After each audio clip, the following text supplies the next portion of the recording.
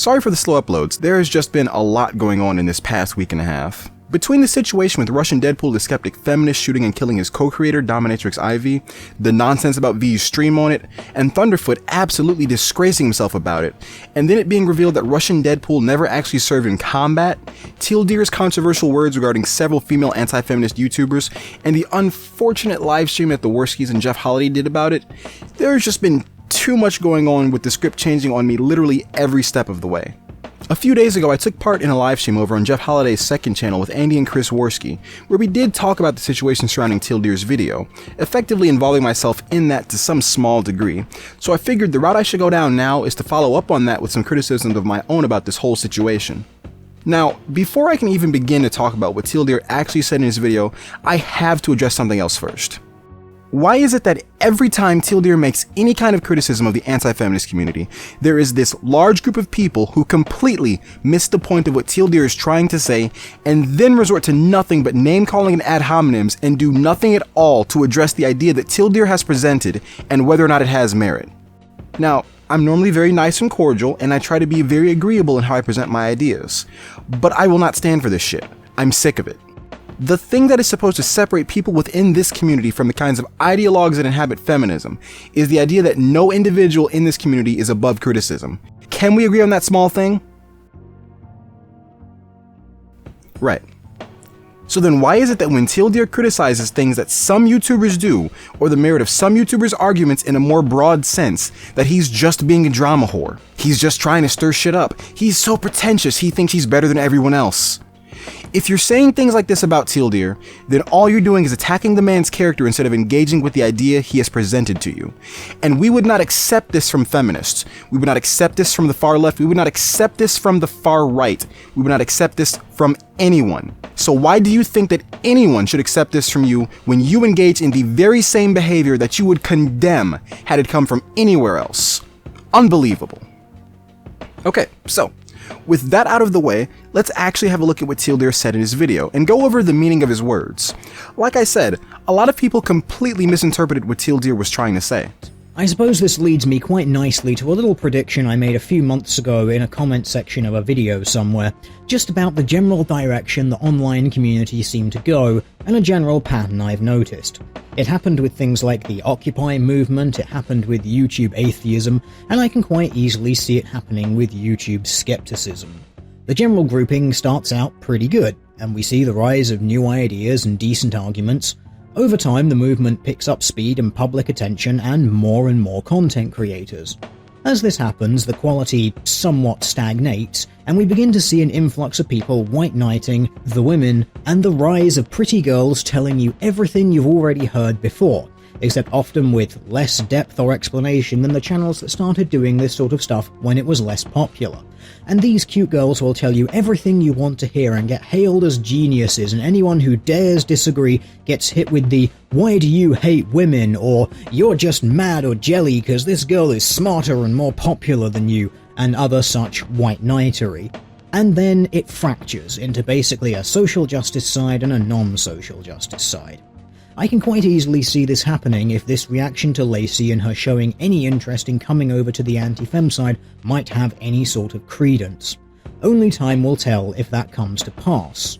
Although it wouldn't be the first time people have just jumped superficially on a bandwagon because it benefits them, while actually taking on none of the views of the things they claim to now support. Before, being a feminist benefited these women because it gained them social currency and attention. Now, being an anti-feminist benefits them for the same reason. It's not a hard pattern to spot if you're willing to look for it.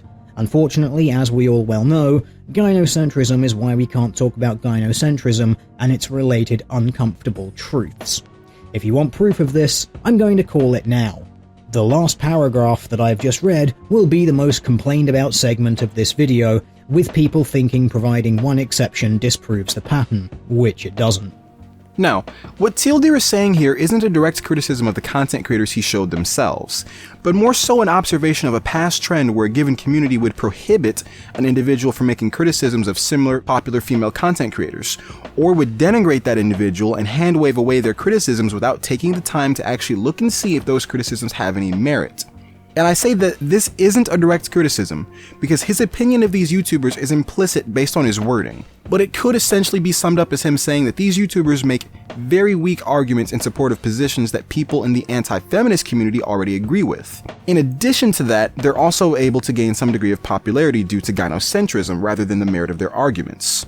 Now, me personally, I don't like trying to boil things down strictly to gynocentrism, because although you can explain some things with gynocentrism, it won't explain everything.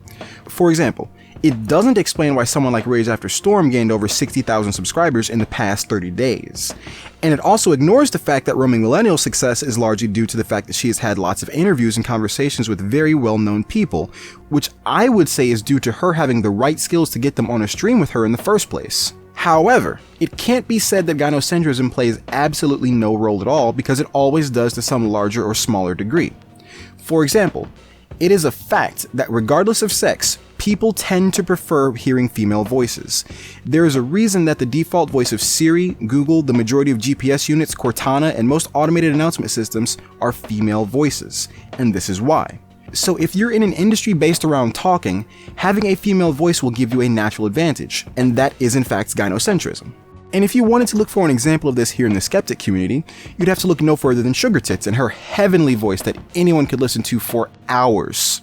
But when the sonographer pointed out my son's dangly bits in our 19-week scan, it was clear that I was going to raise a son. Dangly bits. It's almost dehumanizing in a way. Like the tentacles on Omegon. Now, this isn't to say that Sugar Tits doesn't make good arguments, or that she isn't funny, or that her success is purely due to her voice alone.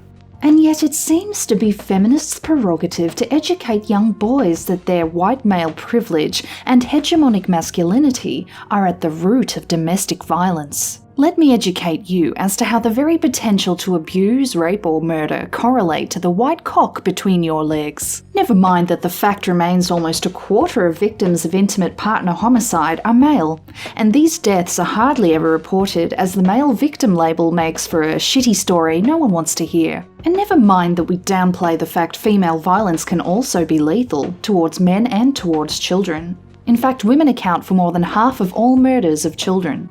But at the same time, you could compare this with someone like Sargon of Akkad, whose voice and accent are very easy on the ears and offer a definite advantage in this same area as well.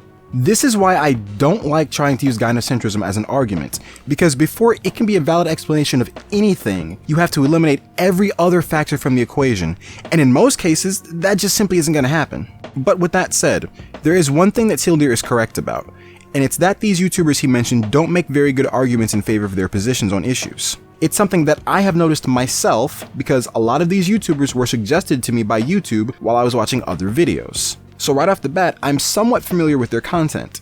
Now, what I figure I'll do is actually engage Tildir on what he said, and we'll see whether or not his claims are actually accurate. Over the next 2 to 3 videos, I'm going to offer some constructive criticism toward these YouTubers by pointing out the objective flaws in the arguments they make, even if what they're saying is something I ultimately agree with. And hopefully, at the end of this, everyone will have learned a valuable lesson about engaging with other people's arguments, and maybe even some newfound respect for the things that Tildir has to say. Or maybe that's just wishful thinking.